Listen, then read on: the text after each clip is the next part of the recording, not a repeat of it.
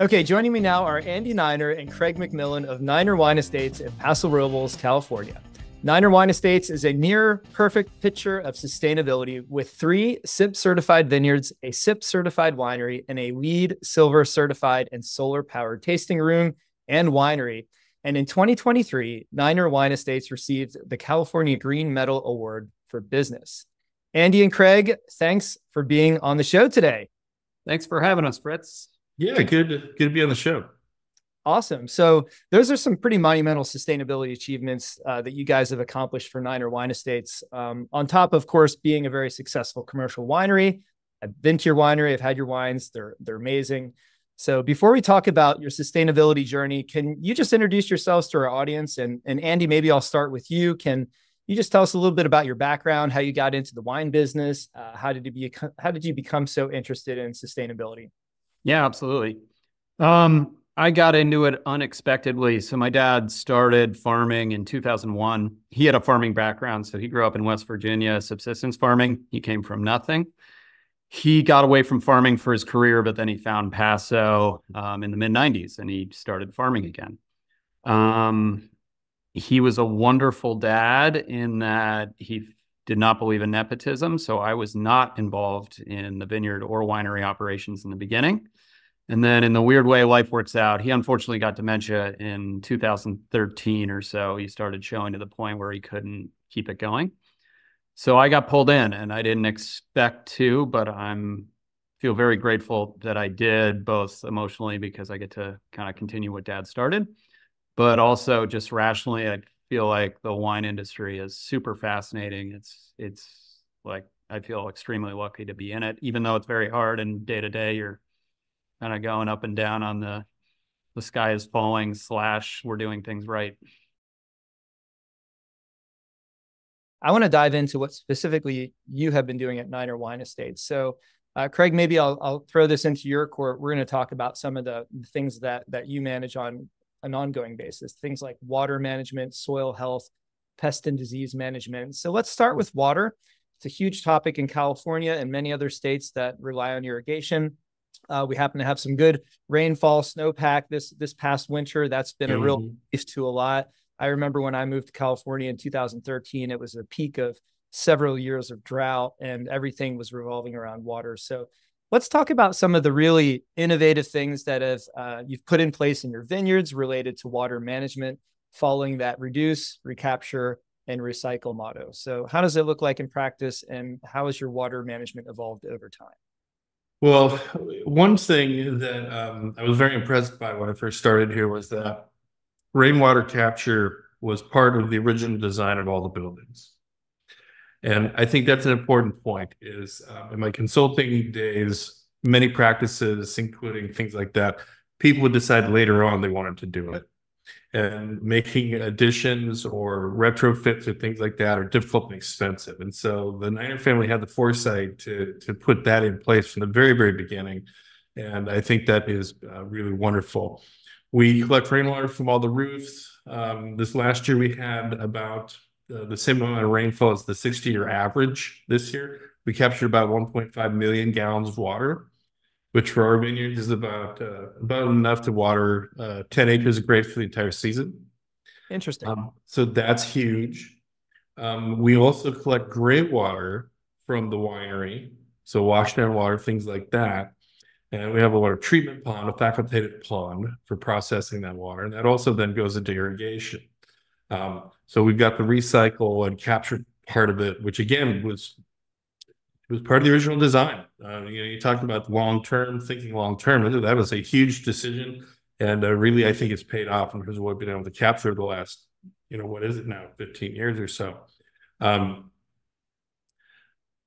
I also monitor our water use very, very closely. So that's the other part of the water system is that I have sensors. I have soil moisture monitors. I have depth sensors on our 2 irrigation ponds. I have depth sensors on our wells. I have flow meters on boosters and on well pumps.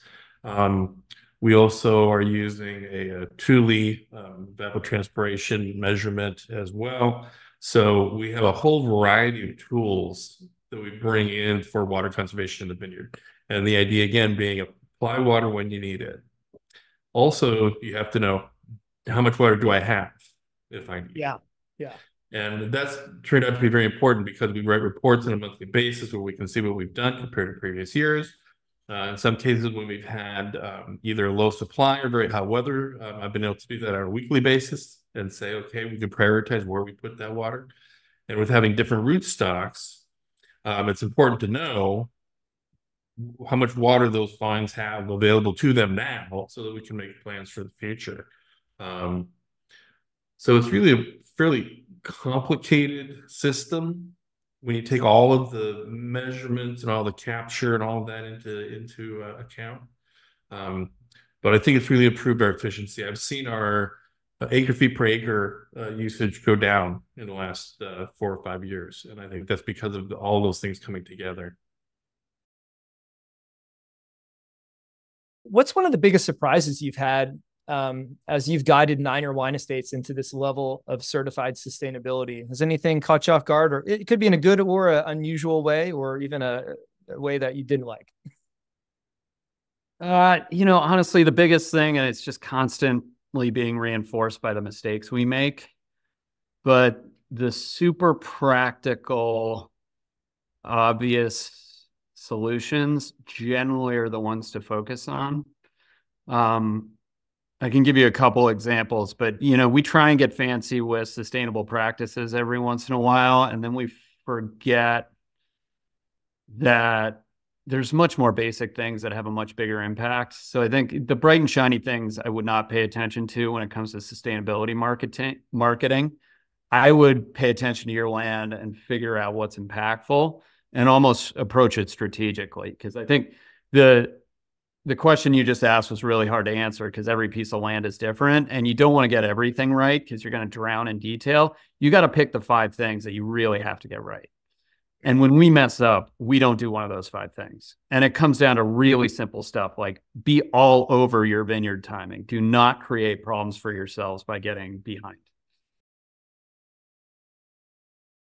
What are some things that every grower should be doing in their vineyard to promote sustainable practices? We know if you know it's in your plant tissue, it's the plant's getting out of the soil, so you can really only apply fertilizers that are needed, but you don't know which ones are needed unless you get the plant tissue.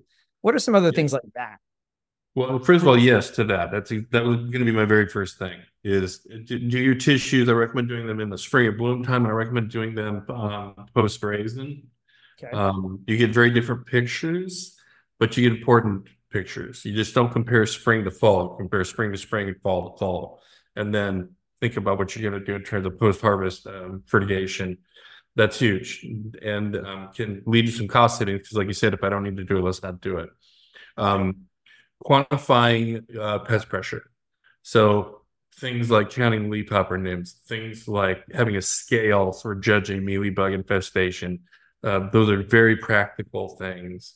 I think how you farm your floor is very practical.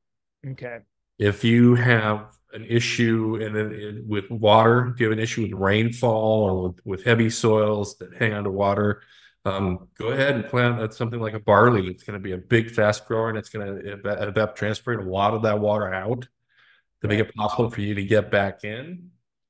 And then when you can get in, then terminate it. Right? When's the timing of that going to be? Well, it's going to be when you can get in, basically. I think that's huge. Yeah. The practicality of spray timing is another one. I think one thing that I've learned from watching PCAs and different spray programs, not just here, but in other places, is the label will give you a window of when you can reapply. That may be fine.